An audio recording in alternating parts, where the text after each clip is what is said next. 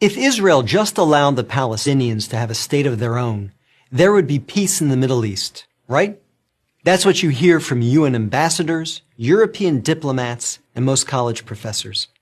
But what if I told you that Israel has already offered the Palestinians a state of their own, and not just once, but on 5 separate occasions? Don't believe me? Let's review the record.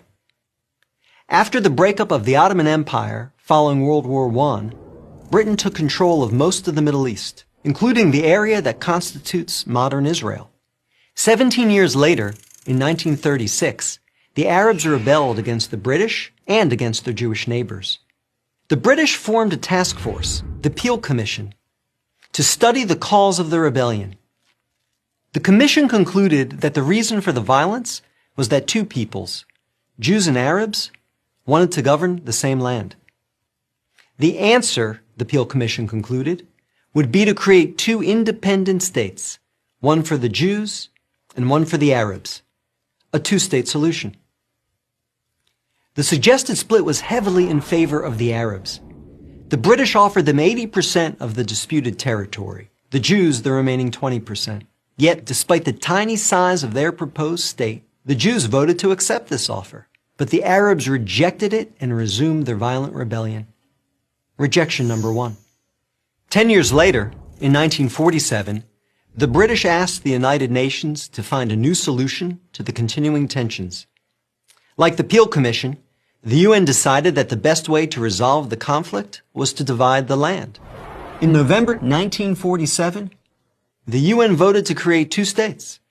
Again, the Jews accepted the offer, and again, the Arabs rejected it.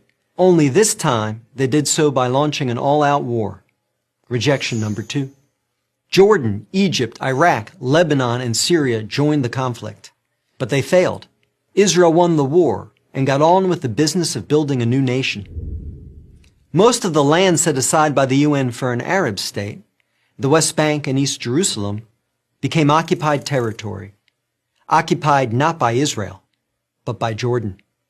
20 years later, in 1967, the Arabs, led this time by Egypt and joined by Syria and Jordan, once again sought to destroy the Jewish state.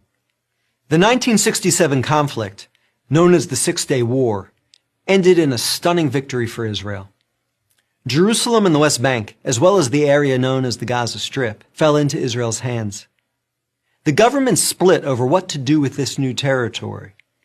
Half wanted to return the West Bank to Jordan and Gaza to Egypt in exchange for peace.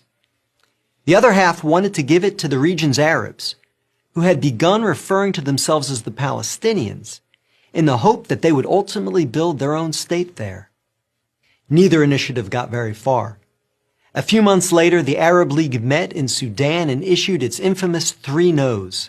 No peace with Israel, no recognition of Israel, no negotiations with Israel. Again, a 2-state solution was dismissed by the Arabs, making this rejection number 3. In 2000, Israeli Prime Minister Ehud Barak met at Camp David with Palestinian Liberation Organization Chairman Yasser Arafat to conclude a new 2-state plan. Barak offered Arafat a Palestinian state in all of Gaza and 94% of the West Bank, with East Jerusalem as its capital. But the Palestinian leader rejected the offer. In the words of U.S. President Bill Clinton, Arafat was here 14 days and said no to everything. Instead, the Palestinians launched a bloody wave of suicide bombings that killed over 1,000 Israelis and maimed thousands more on buses, in wedding halls, and in pizza parlors. Rejection number 4. In 2008, Israel tried yet again. Prime Minister Ehud Olmert went even further than Ehud Barak had, expanding the peace offer to include additional land to sweeten the deal. Like his predecessor, the new Palestinian leader, Mahmoud Abbas, turned the deal down. Rejection number 5. In between these last 2 Israeli offers, Israel unilaterally left Gaza, giving the Palestinians complete control there. Instead of developing this territory for the good of its citizens, the Palestinians turned Gaza into a terrorist base from which they have fired thousands of rockets into Israel. Each time Israel has agreed to a Palestinian state, the Palestinians have rejected the offer, often violently. So if you're interested in peace in the Middle East, maybe the answer is not to pressure Israel to make yet another offer of a state to the Palestinians. Maybe the answer is to pressure the Palestinians to finally accept the existence of a Jewish state.